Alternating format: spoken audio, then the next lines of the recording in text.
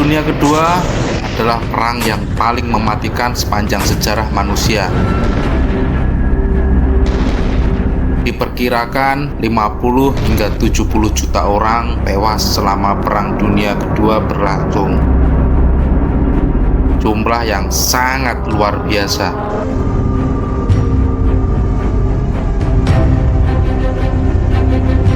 Sebenarnya Perang Dunia Kedua ini apa sih penyebabnya? Kenapa Adolf Hitler dengan ideologi fasisnya bisa jadi pemimpin Jerman dan didukung kuat oleh rakyat Jerman? Pasti ini ada sebabnya. Dan salah satu penyebab utamanya adalah Perjanjian Versailles.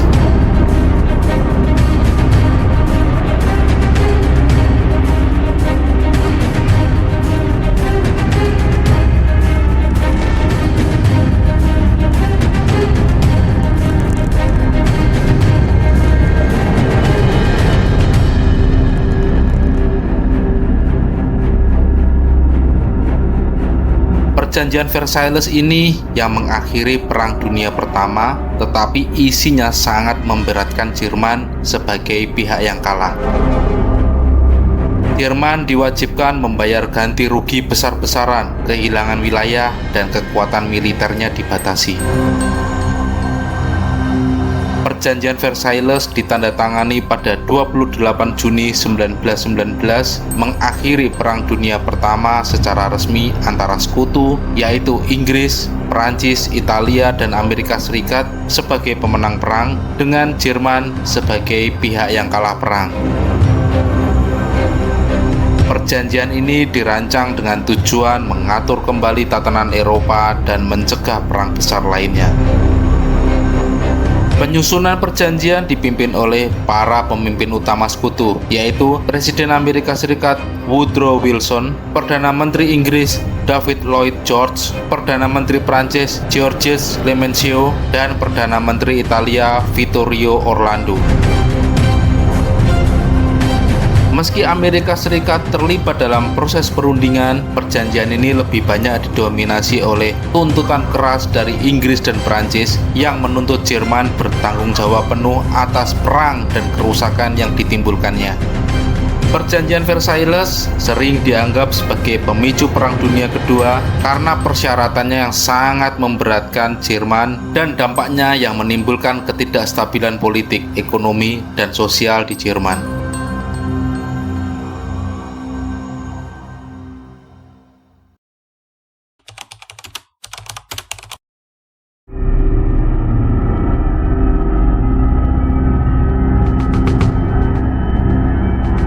Sebelum kita bahas Perjanjian Versailles, kita pahami dulu istilah Republik Weimar. Pada akhir Perang Dunia Pertama, Jerman mengalami kekalahan dan situasi politik yang kacau. Kaisar Jerman Wilhelm II terpaksa turun takhta pada tahun 1918 dan kekaisaran Jerman yang berbasis monarki berakhir.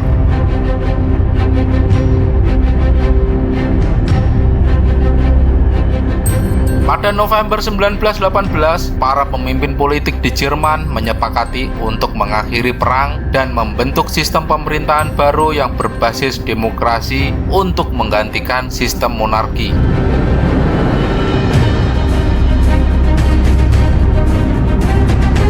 Konstitusi baru ini dirancang di kota Weimar, sehingga pemerintahan baru ini sering disebut sebagai Republik Weimar. Republik Weimar adalah bentuk pemerintahan demokratis dengan sistem parlemen. Konstitusi Weimar memberikan hak suara kepada semua orang dewasa, termasuk perempuan yang pada masa itu merupakan kemajuan dalam hak-hak sipil. Sistem pemerintahan ini berbasis parlementer dengan presiden sebagai kepala negara dan kanselir sebagai kepala pemerintahan. Meskipun merupakan bentuk pemerintahan yang demokratis, Republik Weimar menghadapi tantangan besar, baik dari kelompok ekstremis kiri atau komunis, maupun kelompok ekstremis kanan atau nasionalis dan fasis, yang keduanya ingin menggulingkan demokrasi. Pemerintah Republik Weimar yang menandatangani Perjanjian Versailles menjadi sasaran kemarahan rakyat karena dianggap menyerah kepada sekutu. Banyak warga Jerman melihat pemerintah ini lemah, tidak patriotik, dan tidak bertanggung jawab atas penderitaan mereka. Emangnya Jerman rugi apa dalam Perjanjian Versailles ini?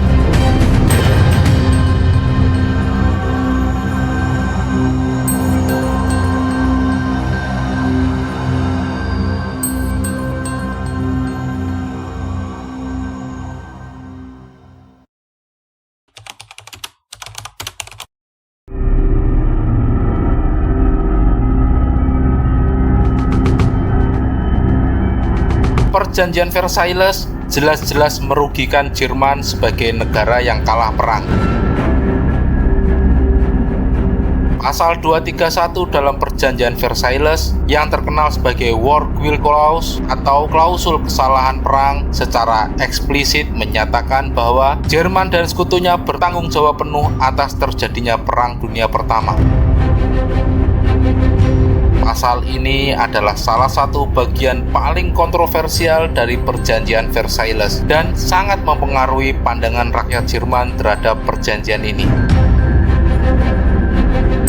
Klausul tersebut menyebutkan Jerman menerima tanggung jawab atas perbuatan Jerman dan sekutu-sekutunya karena menyebabkan semua kerugian dan kerusakan yang dialami oleh sekutu akibat perang, dan kerugian ini ditanggung oleh Jerman. Klausul ini digunakan oleh sekutu sebagai dasar untuk memberlakukan reparasi besar-besaran dengan biaya dari Jerman karena dianggap sebagai penyebab utama kehancuran dan penderitaan yang timbul selama perang. Sekutu, terutama Prancis dan Inggris, merasa perlu untuk menghukum Jerman agar negara itu tidak lagi memiliki keinginan untuk memulai perang baru di masa depan. Pemimpin Prancis, Georges Clemenceau, yang negaranya mengalami kerusakan besar akibat perang, sangat bernafsu dengan perjanjian ini untuk melemahkan Jerman secara politik, ekonomi, dan militer.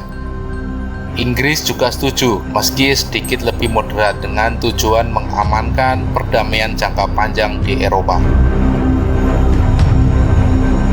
Namun, sekutu juga memiliki kepentingan ekonomi. Dengan menuntut Jerman untuk membayar reparasi, sekutu berharap dapat memulihkan ekonomi mereka yang juga terguncang oleh perang. Dengan kata lain, klausul ini mencakup dua tujuan utama, melemahkan Jerman sekaligus memulihkan ekonomi sekutu. Bagi rakyat Jerman, klausul ini dianggap sebagai penghinaan besar. Mereka merasa dipaksa menerima tanggung jawab penuh atas perang, dan banyak orang Jerman percaya bahwa negara mereka tidak sepenuhnya bersalah. Jerman hanyalah salah satu dari banyak negara Eropa yang terlibat dalam Perang Dunia Pertama. Tapi, kenapa hanya Jerman yang dihukum begitu berat? Seakan Jerman adalah agresor utama. Hal inilah yang membuat bangsa Jerman merasa dipermalukan di hadapan dunia internasional.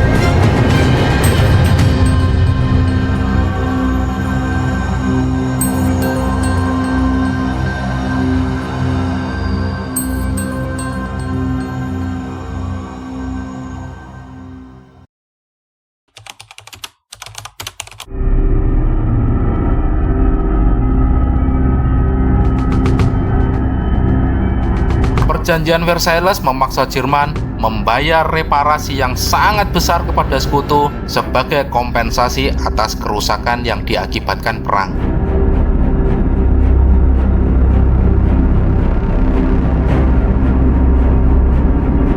Jumlah reparasi ini sekitar 132 miliar mark emas pada tahun 1921 atau sekitar ratusan miliar dolar Amerika dalam nilai saat ini.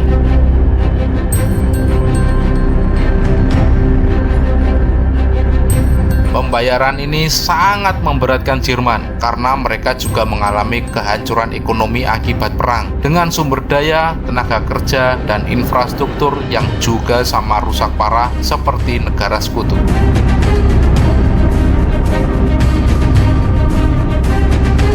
Reparasi ini menjadi tekanan finansial yang sangat besar pada Jerman yang diharuskan membayar dalam bentuk uang atau sumber daya seperti batu bara.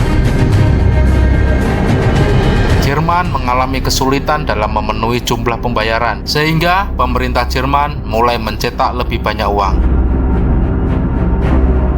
Pencetakan uang ini tidak dibarengi dengan peningkatan produksi barang yang akhirnya menyebabkan inflasi. Inflasi mulai meningkat pesat pada awal 1920-an dan dalam waktu singkat kondisi ini berubah menjadi hiperinflasi yang sangat parah. Pada puncak hiperinflasi di tahun 1923, harga barang-barang kebutuhan sehari-hari naik drastis. Mata uang Jerman Mark kehilangan nilainya dengan sangat cepat. Sebagai contoh, pada pertengahan 1923, 1 dolar Amerika Serikat setara dengan sekitar 4,2 triliun mark Jerman.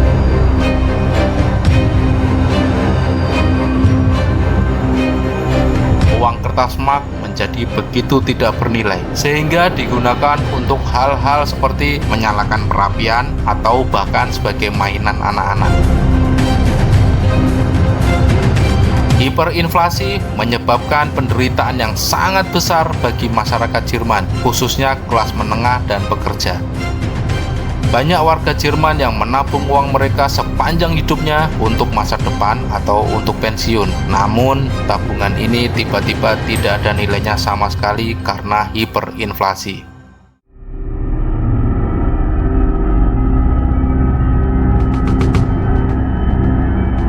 Para pensiunan dan orang-orang yang mengandalkan tabungan menderita akibat hilangnya nilai simpanan mereka. Harga kebutuhan sehari-hari seperti makanan dan barang-barang pokok melambung tinggi setiap harinya. Orang-orang perlu membawa tumpukan uang hanya untuk membeli kebutuhan dasar, dan harga-harga ini terus naik dengan cepat, membuat banyak orang tidak mampu membeli kebutuhan hidup.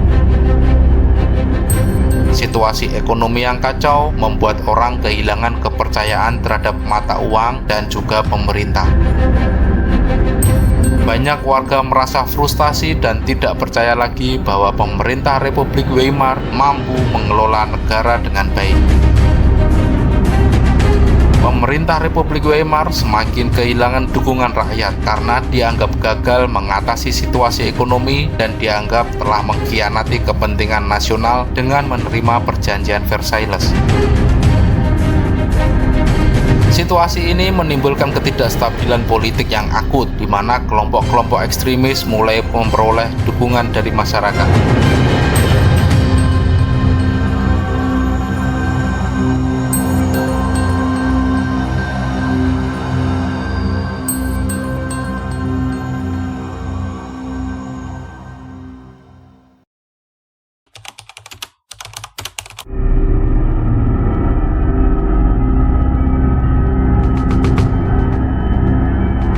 Perjanjian Versailles mengharuskan Jerman menyerahkan sejumlah wilayahnya. Ini dilakukan untuk melemahkan kekuatan Jerman dan memberikan kompensasi kepada negara-negara tetangganya.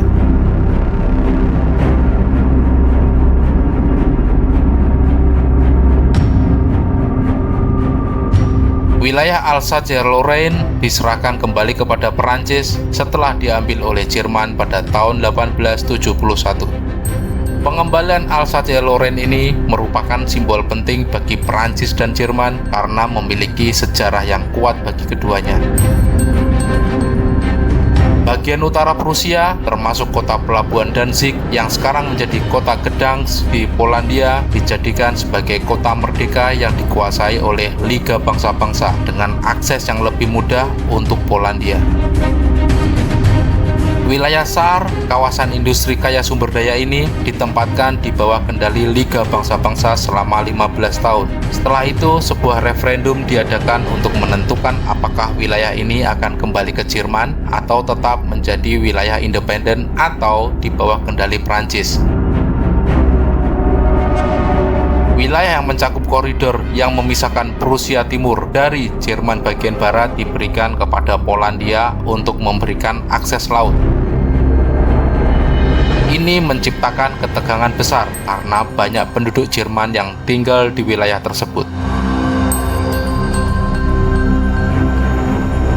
Kehilangan wilayah-wilayah ini menyebabkan Jerman kehilangan sumber daya ekonomi dan akses strategis, terutama dalam bidang industri dan perdagangan. Banyak orang Jerman merasa bahwa tanah mereka diambil paksa dan pemerintah tidak melindungi kepentingan nasional mereka. Kehilangan wilayah-wilayah ini sangat memukul harga diri bangsa Jerman. Perjanjian Versailles dianggap sebagai penghinaan besar dan masyarakat melihatnya sebagai pengkhianatan terhadap Jerman oleh pemerintah Weimar yang menandatangani perjanjian tersebut. Dengan adanya wilayah-wilayah yang terpisah seperti koridor Polandia dan Prusia Timur, Jerman merasa bahwa integritas wilayahnya terganggu. Hal ini mengakibatkan perasaan ketersinggungan yang kuat di kalangan rakyat karena mereka merasa bahwa orang-orang Jerman yang tinggal di wilayah tersebut tidak lagi mendapat perlindungan dari negara mereka sendiri. Kehilangan wilayah-wilayah seperti Alsace-Lorraine dan Saar yang kaya sumber daya, khususnya batu bara dan biji besi, membuat Jerman semakin kesulitan untuk memenuhi kewajiban reparasi perang. Tanpa akses ke sumber daya ini, industri Jerman menjadi lemah yang berdampak pada ketidakstabilan ekonomi.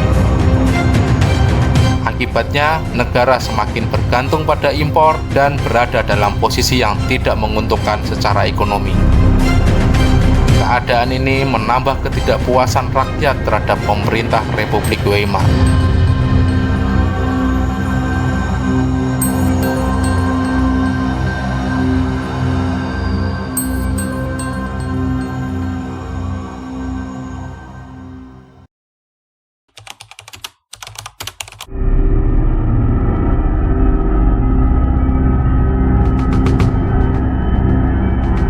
Perjanjian Versailles menetapkan pembatasan militer yang sangat ketat bagi Jerman dengan tujuan untuk melemahkan kekuatan militer negara itu dan mencegah Jerman memulai konflik di masa depan. Tentara Jerman hanya diizinkan memiliki 100.000 personel. Jumlah ini jauh lebih kecil dibandingkan dengan jumlah personel Jerman selama Perang Dunia Pertama yang mencapai jutaan. Dengan jumlah personil yang sedikit ini, Jerman hanya bisa bertahan tanpa kemampuan untuk melakukan operasi militer besar-besaran. Jerman juga dilarang memiliki senjata-senjata berat seperti tank, artileri berat, pesawat tempur, kapal perang besar, dan kapal selam.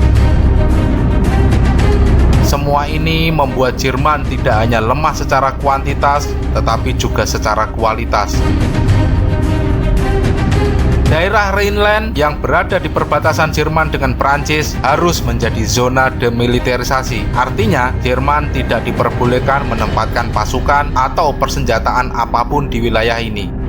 Hal ini dimaksudkan untuk memberikan jaminan keamanan bagi Prancis yang khawatir terhadap kemungkinan serangan Jerman.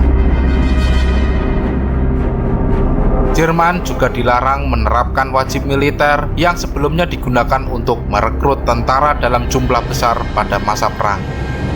Dengan tidak ada wajib militer, Jerman tidak bisa memobilisasi tentara dalam skala besar, bahkan ketika dalam keadaan darurat.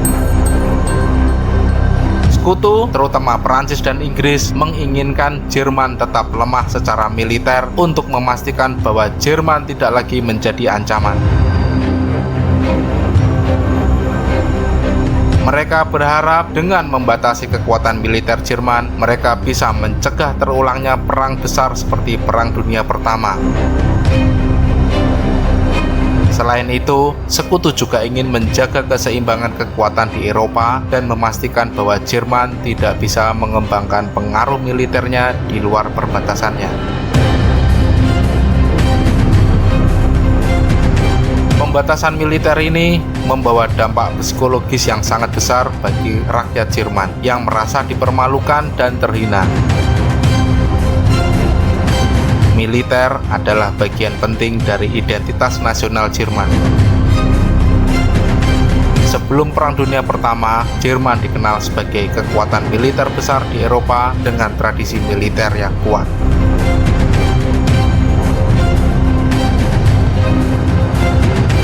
Ketika militer Jerman dipaksa untuk dikurangi dan diikat dengan berbagai pembatasan, rakyat Jerman merasa kehilangan identitas nasional mereka. Dengan kekuatan militer yang sangat terbatas, Jerman merasa tidak mampu untuk melindungi diri sendiri atau mempertahankan kedaulatannya. Mereka merasa rentan terhadap ancaman dari negara lain, terutama Perancis dan Polandia. Hal ini menciptakan perasaan ketidakamanan dan ketakutan bahwa Jerman tidak bisa mempertahankan wilayahnya atau melindungi rakyatnya.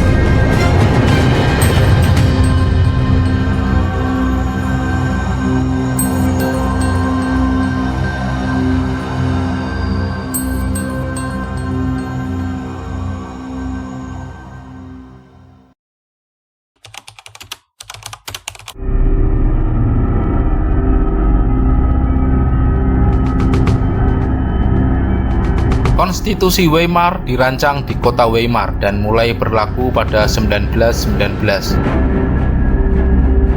Ini adalah pertama kalinya Jerman mengadopsi demokrasi parlementer. Pemerintah baru ini menjanjikan keterlibatan rakyat dalam politik, hak-hak sipil yang lebih luas, dan sistem parlementer yang dipimpin oleh presiden serta kanselir. Pemerintah Republik Weimar berusaha membangun demokrasi, tapi banyak rakyat yang tidak puas dan skeptis. Sebagian besar tentara, kaum bangsawan, dan pemimpin bisnis besar yang masih setia pada monarki dan tidak menerima pemerintahan baru ini dengan sepenuh hati.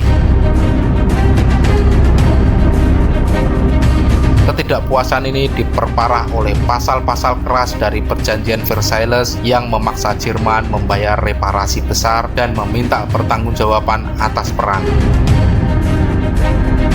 Banyak warga melihat Republik Weimar sebagai produk Perjanjian Versailles dan menganggap pemerintah ini lemah serta tunduk pada kehendak sekutu. Kaum ekstrem kiri yang terdiri dari Partai Komunis Jerman atau KPD dan kelompok radikal kiri lainnya menolak Republik Weimar dan berusaha menggantinya dengan sistem komunis seperti di Uni Soviet. Pada tahun 1919, kelompok kiri melancarkan pemberontakan Spartacus yang dipimpin oleh Rosa Luxemburg dan Karl Liebknecht. Meskipun pemberontakan ini berhasil ditekan, namun ketegangan tetap tinggi.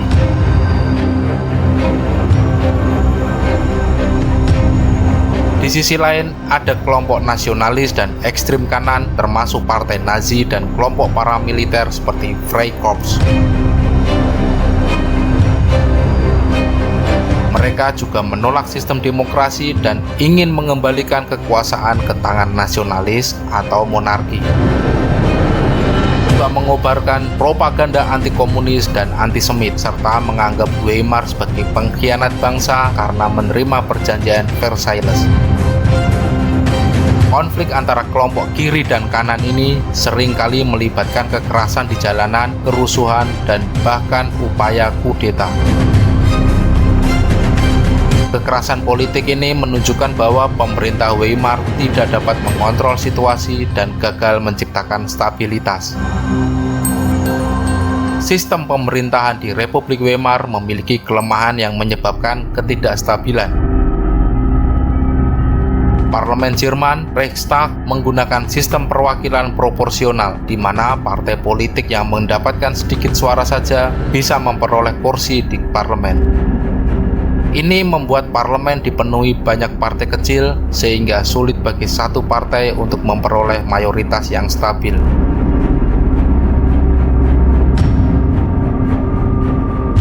Karena tidak ada partai yang dominan, pemerintah seringkali berbentuk koalisi antara beberapa partai.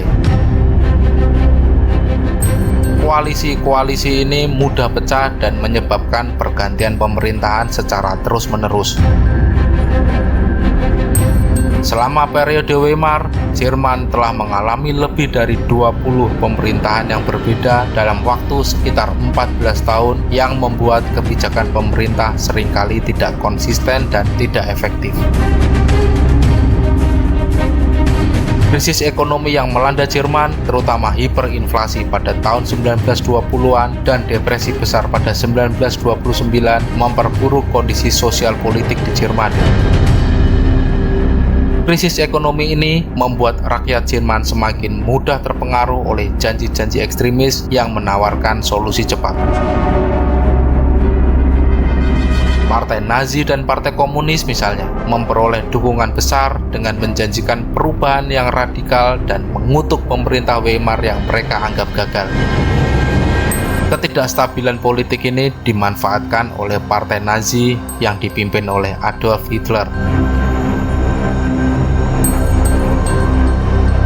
Partai Nazi mengusung propaganda yang menyalahkan berbagai pihak, seperti pemerintah Weimar, kaum Yahudi, dan komunis atas kekacauan yang terjadi di Jerman.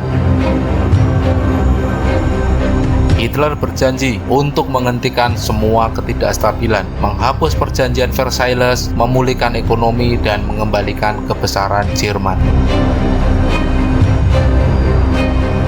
Partai Nazi menawarkan solusi sederhana untuk masalah yang kompleks, sangat menarik bagi masyarakat yang sedang frustasi dan marah. Propaganda Nazi juga sangat efektif dalam membangun citra Hitler sebagai pemimpin yang kuat yang dapat mengembalikan stabilitas dan kejayaan Jerman. Sentimen ini semakin kuat ketika pemerintah Republik Weimar tidak mampu memberikan solusi nyata bagi krisis ekonomi dan krisis politik yang dialami Jerman.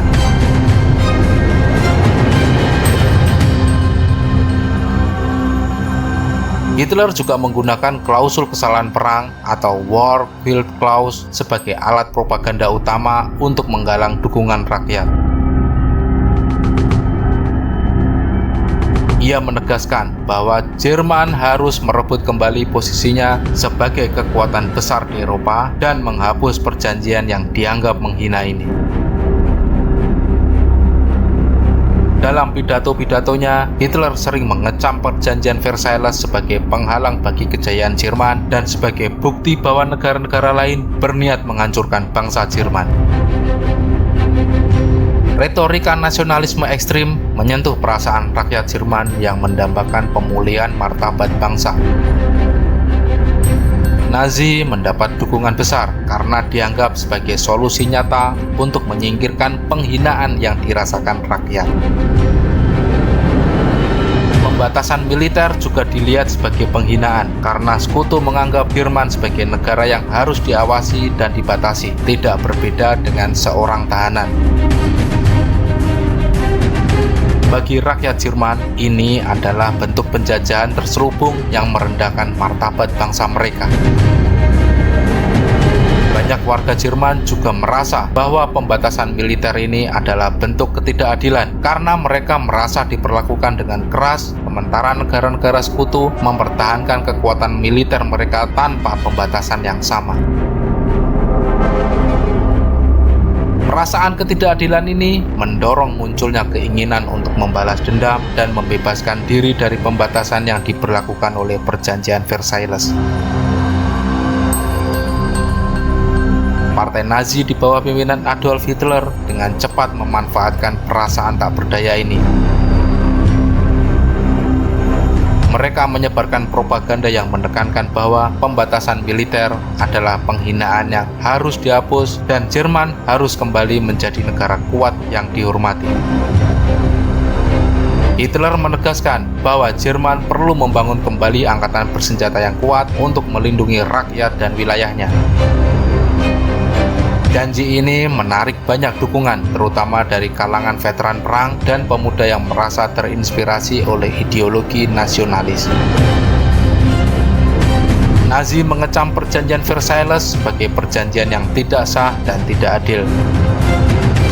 Mereka berjanji untuk mengabaikan semua pembatasan yang diberlakukan. Dengan demikian, Nazi mendapat dukungan dari masyarakat yang kecewa dengan ketidakmampuan Republik Weimar untuk mengatasi tekanan internasional. Nazi mengklaim kekuatan militer yang kuat adalah satu-satunya cara untuk mengembalikan harga diri bangsa Jerman dan menempatkan negara ini kembali ke puncak kekuatan dunia. Pada pemilu 1932, Partai Nazi menjadi partai terbesar di parlemen. Dengan dukungan publik yang semakin kuat, tekanan politik yang meningkat, dan pada akhirnya pada tahun 1933, Adolf Hitler diangkat sebagai kanselir Jerman. Setelah menjadi kanselir, Hitler bergerak cepat untuk membongkar sistem demokrasi di Republik Weimar. Melalui serangkaian undang-undang darurat dan penangkapan lawan politik, Hitler menyingkirkan kekuatan politik lain dan membangun rezim totaliter yang sepenuhnya dikuasai oleh Partai Nazi. Dengan demikian, Republik Weimar berakhir pada tahun 1933 ketika Nazi mengambil alih kekuasaan dan mengubah Jerman menjadi negara diktator yang dikelola oleh satu partai. Pada tahun yang sama, Hitler segera mulai mengabaikan perjanjian Versailles yang membatasi militer Jerman.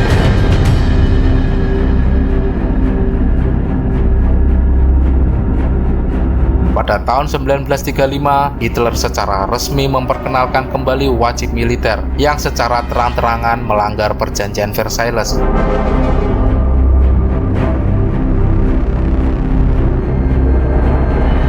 Jerman mulai membangun kembali angkatan darat, laut, dan udara dan memperbanyak persenjataan militer secara besar-besaran.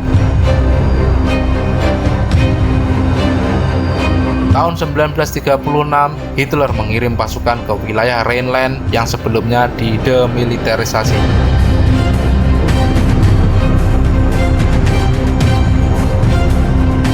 Langkah ini merupakan tindakan yang berani bertentangan dengan perjanjian Versailles, tetapi Hitler mendapat dukungan besar dari rakyat Jerman yang melihat ini sebagai langkah tegas untuk mengakhiri penghinaan terhadap Jerman.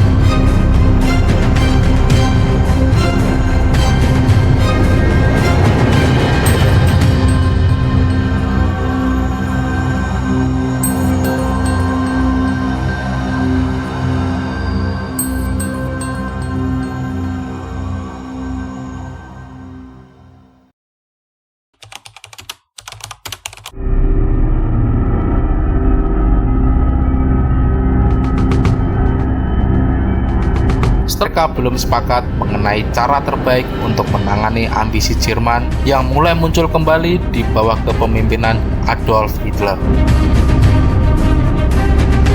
Ketika Hitler mulai berkuasa pada tahun 1933, ia segera memulai kebijakan yang menentang perjanjian Versailles.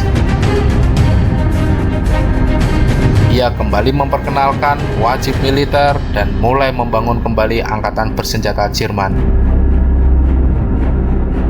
Hitler juga mulai memperluas wilayah Jerman, dimulai dengan remilitarisasi Rhineland pada tahun 1936.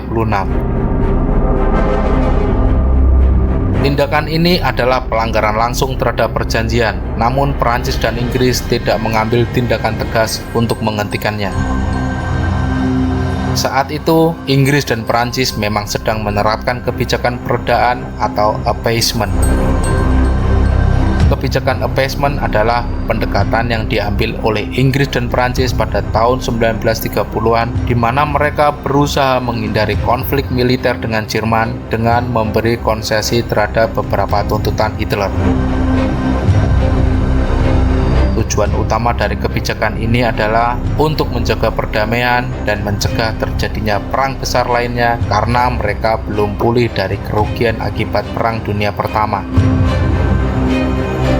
Setelah Perang Dunia Pertama, publik di Inggris dan Perancis sangat lelah dengan konflik dan tidak menginginkan perang lagi. Banyak warga dan politisi yang berharap masalah Eropa bisa diselesaikan tanpa pertumpahan darah. Ketakutan akan penyebaran komunisme dari Uni Soviet juga mempengaruhi kebijakan ini. Beberapa pemimpin di Inggris dan Perancis bahkan melihat Jerman yang kuat sebagai penangkal yang potensial terhadap ekspansi komunisme di Eropa. Depresi besar-besaran pada 1930-an membuat Inggris dan Perancis mengalami krisis ekonomi yang parah, sehingga mereka tidak siap secara finansial maupun militer untuk berperang.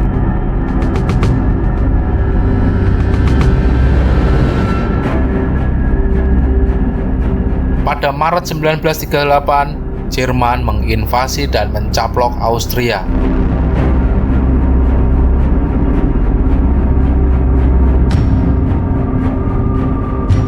Peristiwa ini kemudian dikenal sebagai peristiwa Anschluss, yang merupakan sebuah kata dalam bahasa Jerman yang berarti koneksi atau bergabung.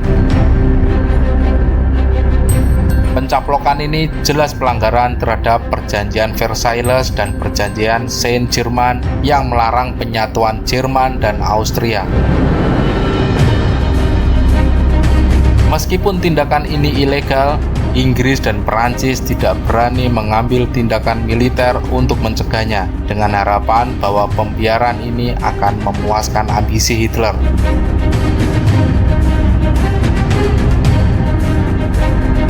Pada 1938, Hitler menuntut bahwa wilayah Sudetenland di Cekoslovakia yang berpenduduk mayoritas etnis Jerman harus diserahkan kepada Jerman.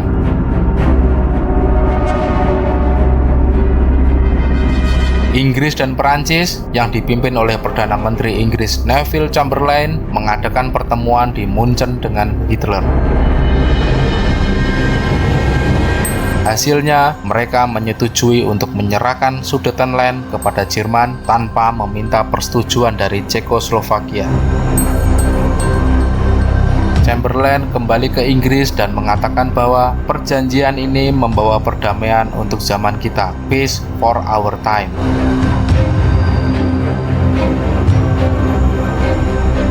Namun, tindakan ini malah memperkuat ambisi Hitler yang semakin percaya bahwa sekutu tidak akan melawan tindakannya. Kebijakan appeasement tidak menghentikan Hitler, tetapi justru memicu ambisinya untuk memperluas wilayah Jerman lebih jauh lagi. Hitler merasa semakin percaya diri bahwa Inggris dan Perancis akan terus mengalah dan tidak akan menggunakan kekuatan militer.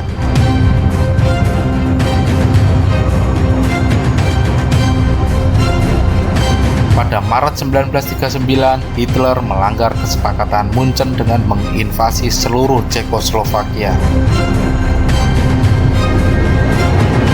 Ini adalah tanda jelas bahwa kebijakan appeasement telah gagal, karena Hitler tidak lagi hanya ingin mengambil wilayah berpenduduk Jerman, tetapi juga ingin menguasai seluruh Eropa Tengah.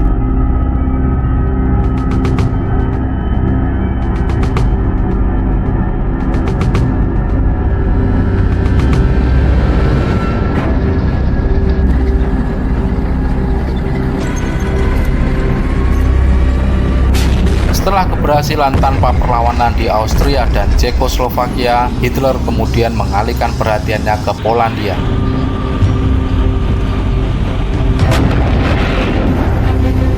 Pada 1 September 1939, Jerman menginvasi Polandia dengan keyakinan bahwa Inggris dan Perancis tidak akan mengambil tindakan.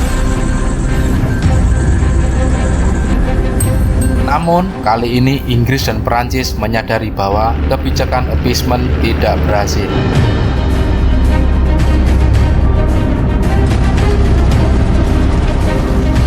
Mereka akhirnya menyatakan perang terhadap Jerman pada 3 September 1939, menandai dimulainya Perang Dunia Kedua.